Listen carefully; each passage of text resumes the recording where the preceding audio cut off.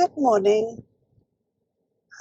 Today is Saturday, and I have possibly an explanation on why I have got Achilles Tendinopathy.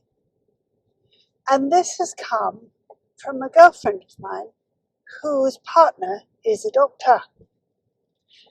She told him about my problems, and he said, "Is Imogen on statins?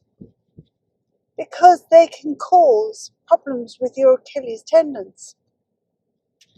And I thought, yes, I was put on them, I was given them and put on them last year. And subsequently, I have developed Achilles tendinopathy, and it has been the absolute bane of my bloody life.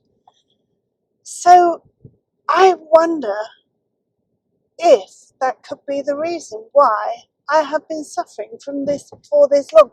And I also wonder why my GPs didn't say to me,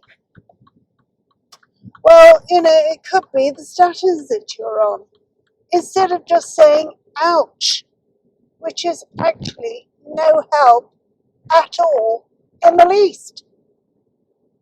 So I looked, I came into my darling boy and I said, guess what Paul has just said? And so I of course Googled it, and there it is in glorious black and white. And there is a video on YouTube on why Achilles tendinopathy can be caused by taking statins.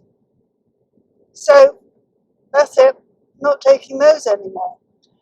I've always suffered with high cholesterol, which is probably why when I was only 27 and anorexic, yes, I was at one point for about 3 years, I was anorexic, I was emaciated, and I got gallstones. I got cholecystitis, which was excruciating, and then it was discovered that I had gallstones and they were blocking my bile duct, so obviously I had to have that removed when I was 27, when I was terribly, terribly skinny, despite looking in the mirror and seeing a size 16 to 18. Go figure that one out. Anyway, so gallstones are caused by cholesterol, and that's why they generally say fair, fat and 40. Well, I was 27 and I was emaciated, so clearly not fat, and I was only 27, but I was fair, so I had one out of the three. So it has given me some hope that if I stop these blessed pills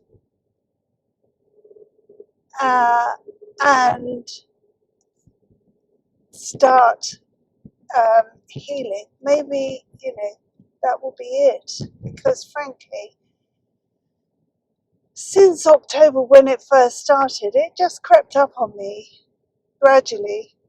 I wasn't doing any ridiculous sports, running, jogging, walking for long distances up hills, any of that sort of extreme stuff. I was just walking.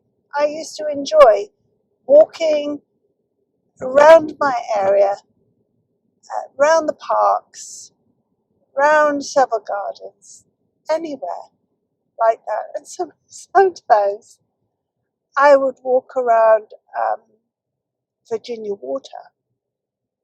And I can remember one day when I walked around Virginia Water and I thought I would take a shortcut. And bless me, I don't have the best sense of direction.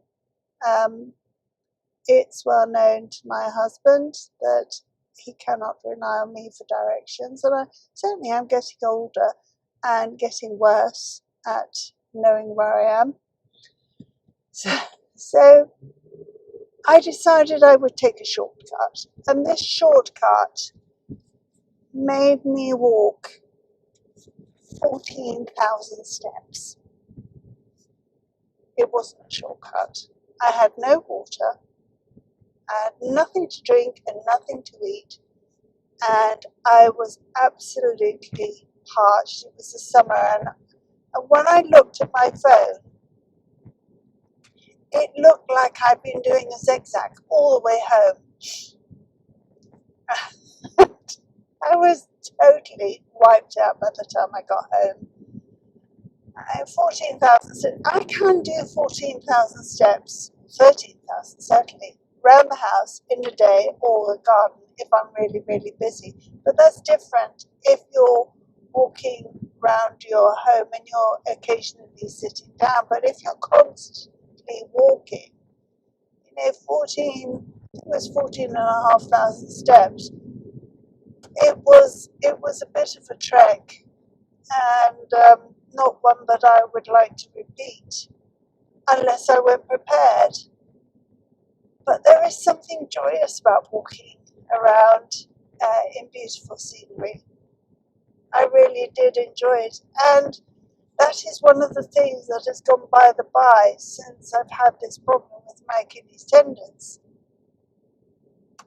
So if you know anybody that is having problems with their ankles and they are on statins, then aside of the memory problems that it can give you, and I've noticed that my darling boy's memory has been getting a lot worse. His short-term memory has become abysmal, in fact, since he's been on statins.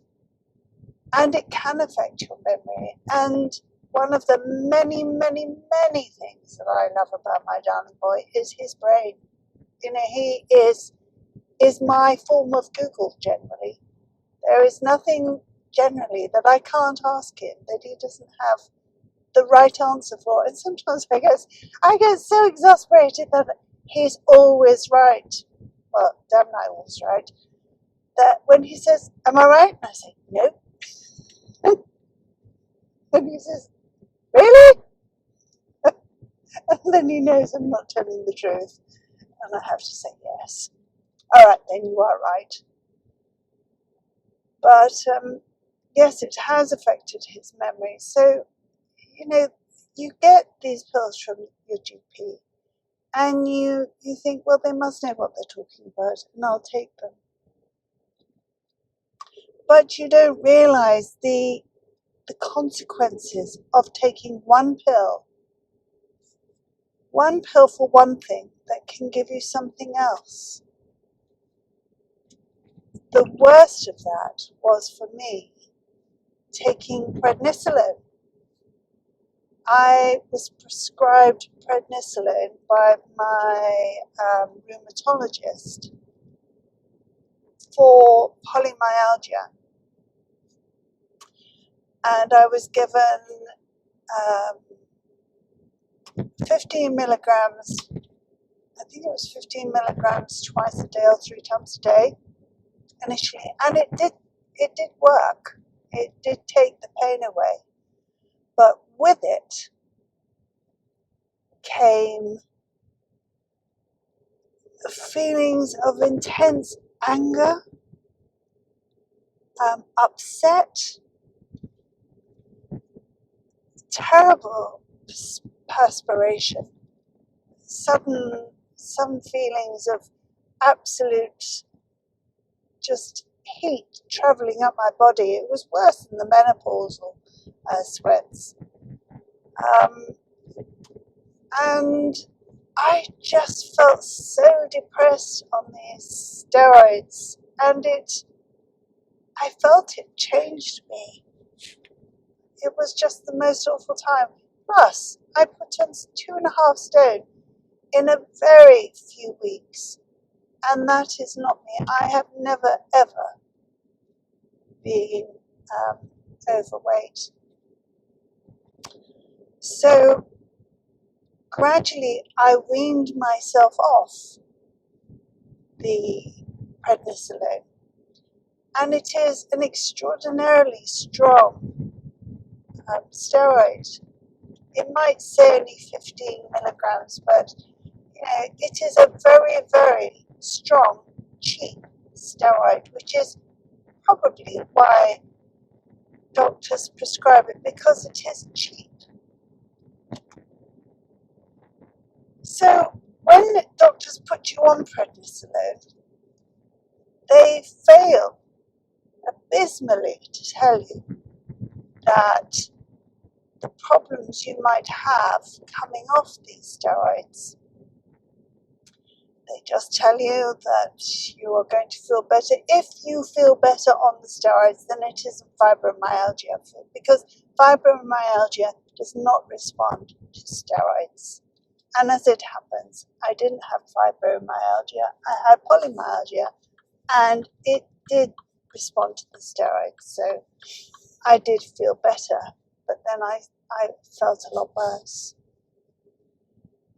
which was a shame. So I gradually started to wean myself off them, and you have to do it extraordinarily slowly, because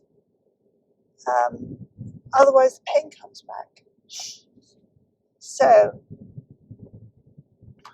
I started weaning myself off half a milligram at a time, and after a few months I was down to 2.5 milligrams, and I still wasn't in pain. So I thought, well, that's a good sign. So I continued, and eventually I came off them totally, and then I became ill. I didn't quite know what it was. Well, I didn't know what it was at all, in fact. I was just exhausted by 10 o'clock. And I am a lady who likes to make hay while the sun shines. I like to be busy all day long if possible, and that's me at my happiest. I'm a happy girl when I'm busy all the time, and I feel as if I've achieved something with my day. So constantly being exhausted by 10 was just miserable, and all I could do was sit on the sofa and do nothing, because I had legs that felt like they were filled up with cement. And that doesn't make for doing anything, frankly. My arms and my legs felt so heavy that I didn't feel I could do anything. I had no energy after 10 a.m. I was like the Duracell bunny with really rubbish batteries in it. And this went on for 2 years. And the doctors didn't do blood tests. They didn't really do anything. They just put my husband down as my carer, which is awful. I mean, my husband is a lot older than me, and it should be the other way around. So eventually I was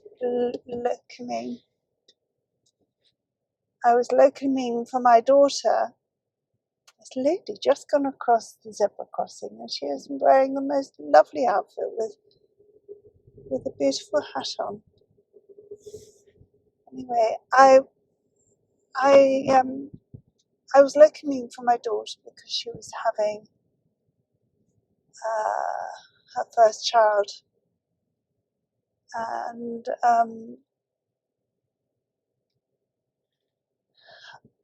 I used to feel terribly tired doing the work, and I'd be sitting down, and then suddenly one day I felt as if somebody literally had pulled the plug out of my energy, and it had all drained away in that instant, just like that. And I turned around to Elaine, the practice manager, and I said, my energy's gone. I don't think I can get up. And she said at that point, she said, it looked like you had had a stroke on both sides of your face. My face had just dropped on both sides. And, what do you do? So I said, well, look, I'm going to work until the end of the morning, and then I'm going to see how I can get to my car, which was about 12 feet away from the surgery, back door of the surgery. So at the end of the morning, I struggled to move 12 feet to my car. I sat in my car, and just physically driving my car felt like such a gargantuan effort. I didn't know whether I'd make it back home. And I felt really ill. All the muscles in my body were hurting. All the little tiny muscles in between my fingers were hurting, all individually and all at once. Every muscle I could feel hurting. And it was frightening. So I drove home, and I was crying because I was frightened. I knew there was something terribly wrong. And when I got home, I only had energy to just sit in the car for a while to see if I could find some more energy to get out of the car. And because my darling boy and I have each other on Find My Friends, he realized that I was home and I was just sitting outside. And obviously he wondered why. So he came out and he said, are you coming in? And I said, I don't feel well. So he helped me out of the car to a big room, and he sat me in the sofa, and it's one of those that has got recliners, and he put the recliners up, and I instantly fell asleep. And I fell asleep for 5 hours, and he didn't wake me because he realized that obviously I must have been so tired I needed the sleep. And so having done that, when I woke up, it was nearly 6 p.m. and I said to him, I need to go to bed. Can you help me upstairs? So he did. I crawled upstairs on my hands and knees, and he assisted me. And then he helped me get undressed and put me to bed. And I lay in the bed, and I said to him,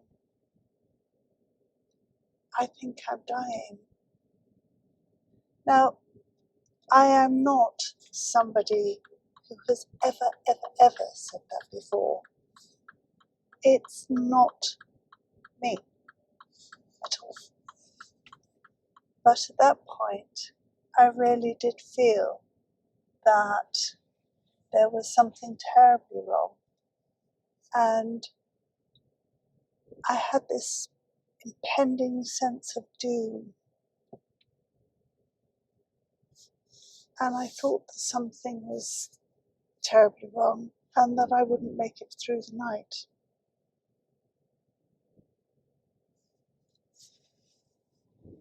I got to the stage where I think I was talking about when I got home and I felt like I was going to die that night.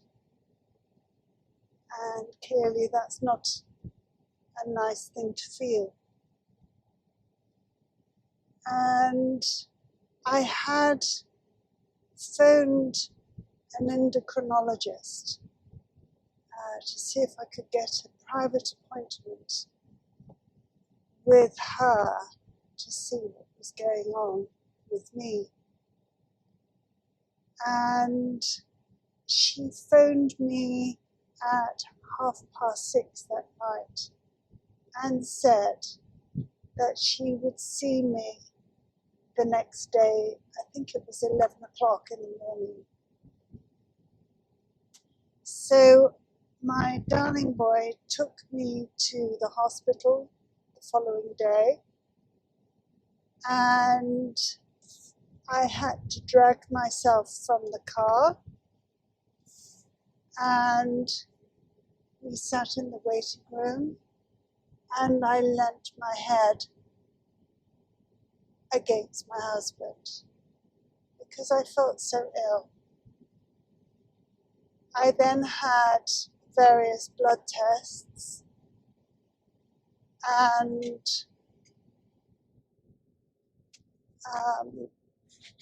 following that I had the appointment with the endocrinologist,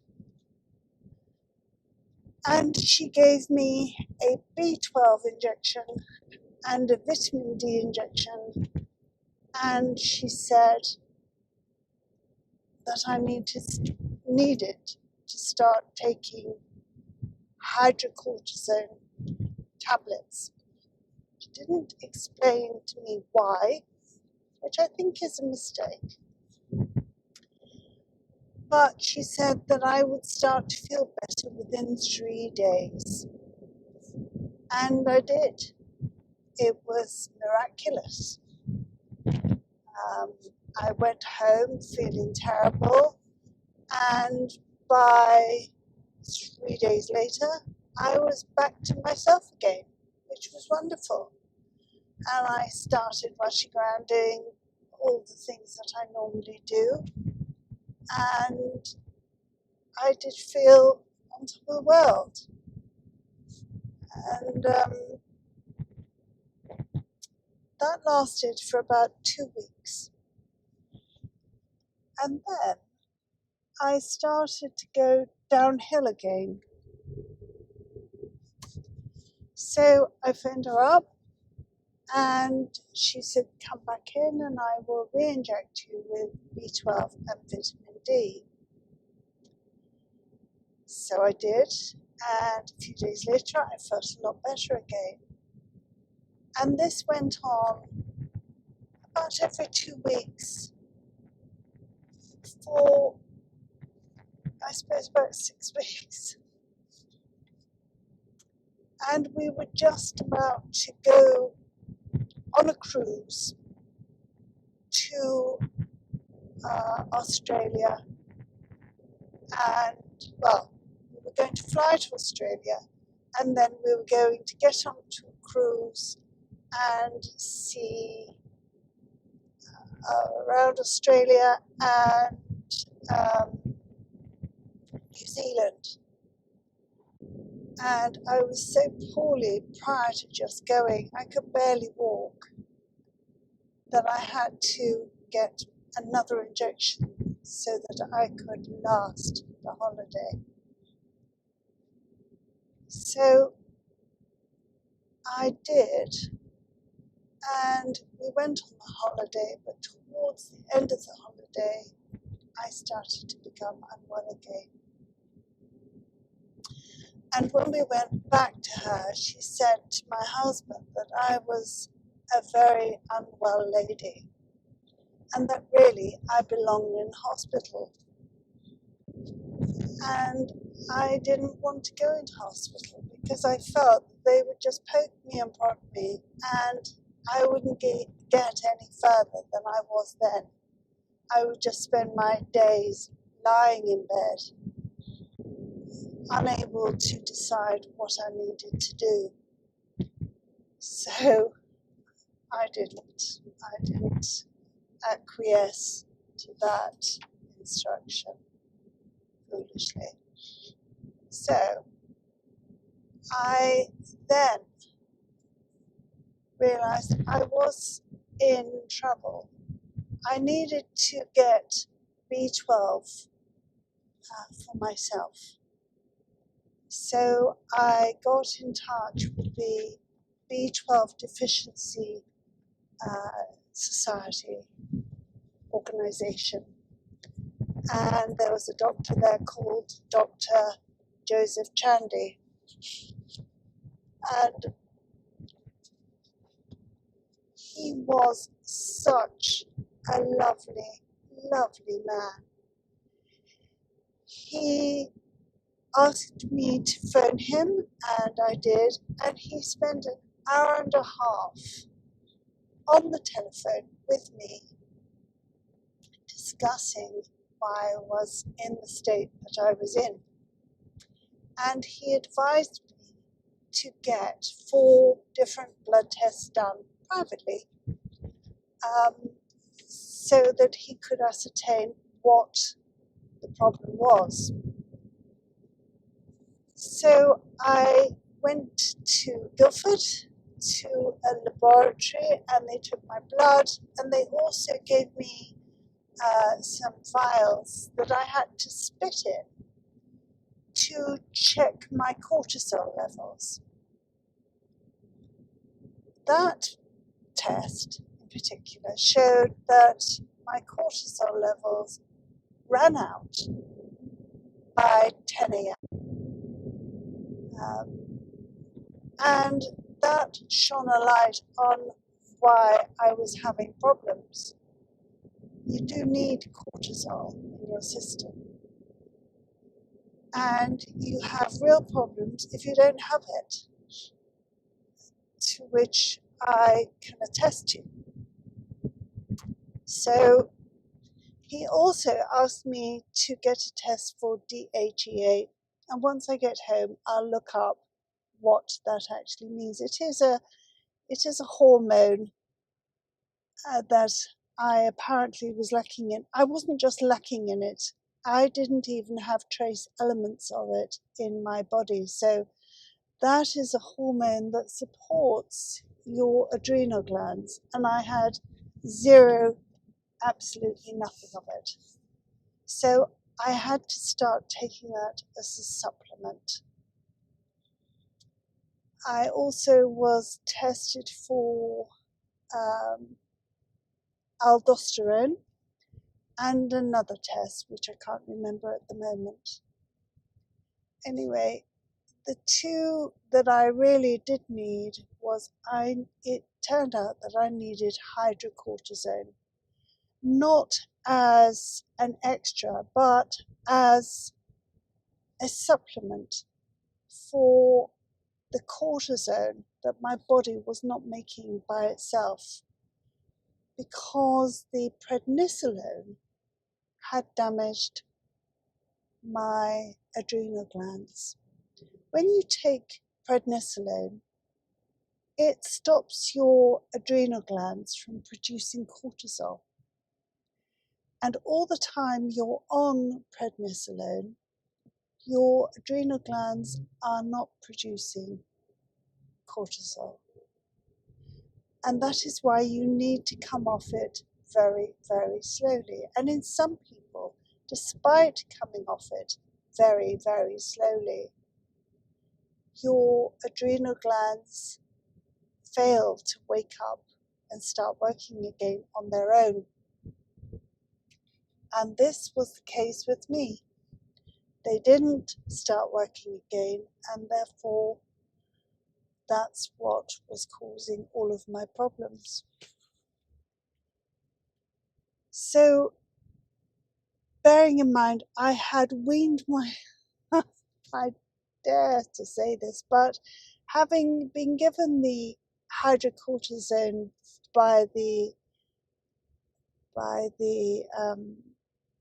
endocrinologist, I really didn't want to be on steroids, and I thought, as soon as I start feeling better, I'm going to wean myself off them, because first and foremost, I didn't want to be on steroids. Secondly, I really didn't want to be putting on 2.5 stones in weight again. And I didn't want all the side effects that I got from being on prednisolone. Nobody told me that they were crucial for my life. Nobody. I just thought they were just the devil's own thing, and as soon as I was on them, and as soon as I could, I'd be off them again. And that if somebody had told me your adrenal glands don't work properly now, and you are going to have to be on these for the rest of your life, but don't worry, you're only replacing that you should be making anyway, so don't worry about it, you're not going to be like you were on prednisolone, I would have carried on taking them, but nobody did, and I hadn't researched it myself. So, I came off them, and there I was, ran out of energy by 10 o'clock in the morning and lying on the sofa, unable to do anything, and feeling terrible, and also craving salt and drinking copious amounts. At one point, the amount that I was drinking, this is from a woman who really only liked water if it was boiled and I had a tea bag in it and some milk. So me craving water and craving salt at the same time was really quite weird. I would actually tip salt into my hands and lick it. I needed salt that badly. That's weird. And salty food, and oh goodness. And I would be getting dizzy. All sorts of weird things were happening to me, and I just didn't know what was going on. But this was a problem with my adrenal glands, and I didn't realize it. So anyway, I was lying in bed again for the day, again, and I spoke to Dr. Chandy on the telephone, and he said, I've got your results now from your blood tests, and you need to be taking hydrocortisone. And it's not the same as it was before when you were on prednisolone. You will only be replacing the hydrocortisone that your adrenal glands aren't making. So you don't need to worry, and you will have to take that for the rest of your life. So I said, okay, well, I think I have still some in my cupboard from when I was put on it by another doctor and then weaned myself off. So that was on a Sunday morning, and I went downstairs and I looked and I found the hydrocortisone, and I took 10 milligrams of this hydrocortisone. And by the afternoon, it was as if somebody had given me a magic pill. I got up and I was back to normal. It was quite astonishing. I did all the washing, I got it all dry, and I ironed it all, and I felt fabulous. It was just like this miracle had occurred. It was just astonishing, and by that time he had also recommended that I take DHEA because I had none. And gradually, over the next few weeks, the hydrocortisone continued to improve my state of health, and the B12 improved everything as well. And I was also supplementing vitamin D, which is a hormone, not a vitamin, in fact. It is vitally important that you take sufficient vitamin D for your health and for your immune system. So there we go. There's where I'm at. So continuing on from my story about my taking steroids, I was on hydrocortisone continually, but nobody ever told me that I had a condition called adrenal insufficiency. And so what I didn't appreciate was that, albeit I had to be on these steroids for the rest of my life, nobody told me that it was really, really important. That adrenal insufficiency is quite a serious thing.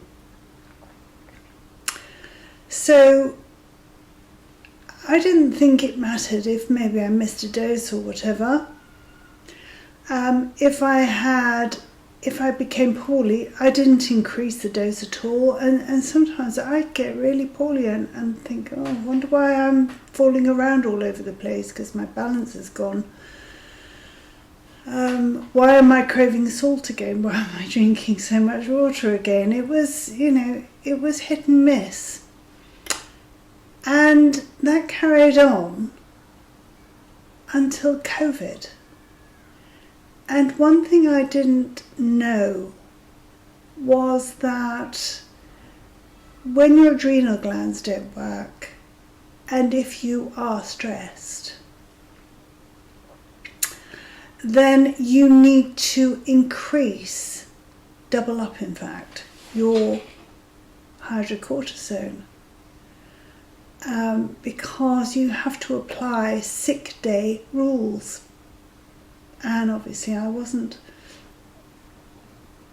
So I started to feel unwell again.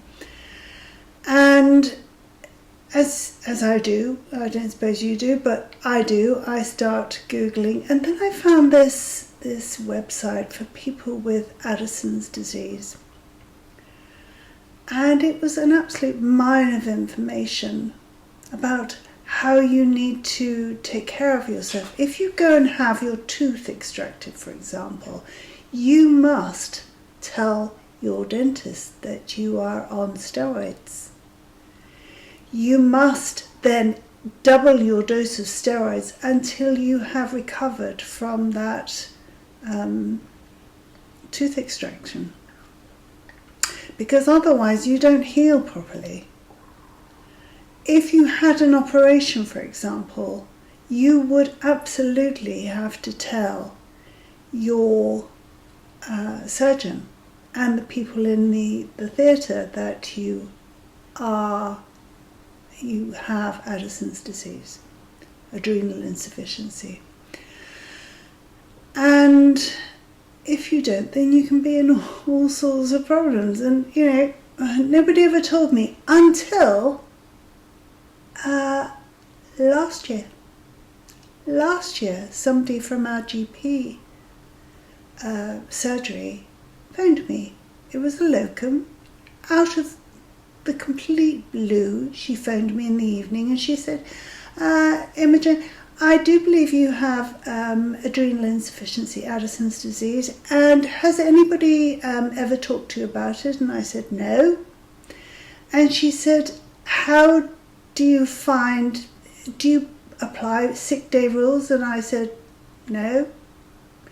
And she said, do you have an emergency kit just in case you have a crisis and you collapse? And I said, no. And she said, do you have a anything like a bracelet to warn people you are on steroids? And I said, no. So I said, why do I need an emergency kit? She said, well, you actually do need to have an emergency kit, because if you go into crisis mode, which I realise now was the thing that I was experiencing when I thought I was dying, all those couple of years previously. Clearly I was having a crisis, and I'd had a couple and didn't appreciate it. And then obviously by the time I'd gone to bed and my cortisol levels had gone up overnight, then it had abated. But there could be a time when my levels don't come up, and then I am in the creek and without a paddle.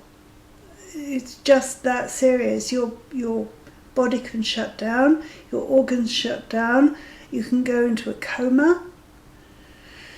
And say if I had an accident in my car, then it is imperative that the people rescuing me from my little Mini would say, oh, she's got this thing on her seatbelt, let's read what it says. And apart from the fact it says, I have a deep brain stimulator and I must not have diathermy, it also says that I have Addisons disease and I'm on steroids, and there is an emergency pack in my glove box now. But I didn't used to have those. And I also have this bracelet which says all my information and my darling boy's contact number. But nobody had let me know about all these things. And so I joined a self-help group online, and they keep me abreast of all the things that I should know, which is quite handy. But doctors can be woefully negligent in the information that they give to patients about their own disease, and I was foolish enough not to look up what I had. Well, I didn't. They never mentioned what I had, so I didn't have the benefit of looking it up. But as soon as I did, I looked it up, and oh my goodness, it is quite scary. It explains a lot. For example, this last week, I am one of the world's busiest people, and I'm in my happy place when I'm doing that. I'm really happy being very busy, achieving a lot in the day and getting lots of stuff done, and then I feel happy at night. However, sometimes, all of a sudden, I would have to lie down right there and then and not even try to cajole myself to get up and move around, because I don't have the energy. It just stops. And whereas before I would try to walk up the stairs, and I would try to do this, and I would try to do that, and it would be like wading through molasses. Now I just recognise that it is a sign of my body saying stop in the most obvious way, and I just stop, and then I will lie down on the bed and fall asleep for several hours, and then go to bed properly and sleep all night to just recharge my Duracell bunny batteries. And then generally the next day I'm a little bit better, and it takes me a couple of days or so to get back up and running, which is extraordinary really, but there we go, that's what happens, and it's put me behind this week on making videos, so I have given myself a sick day pass, and I'm catching up now. So the upshot is, if you know anybody that suffers with their ankles and they're on statins and they have no reason. I mean, they're not an elite athlete like I'm not. And they're wondering why they're crippled in the morning. If they're on statins, tell them about their story. And maybe it's the statins causing their Achilles problems. I never knew. I never would have guessed. But there you go.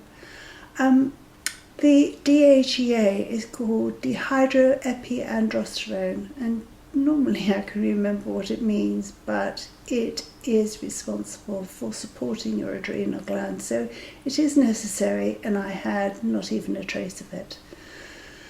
The other blood tests that I needed were aldosterone, I mentioned that, cortisol, and ACTH, which the ACTH is adrenocorticotropic hormone, and that's found in your blood. And ACTH is a hormone released from the pituitary gland at the base of the brain. It says endocrine glands release hormones, which are chemical messengers, into the bloodstream to be transported to various organs and tissues around the body. So mine were all up the spout. So they're sorted now, but I do have to be careful. And when I had my brain surgery, they obviously were told that I was on steroids, and they did pump me full of them before and during my operation and afterwards. That said, I wish you well. And to almost quote John Upton, and if you don't know who he is, I'll leave you a link. If you have been, thanks for watching. Bye.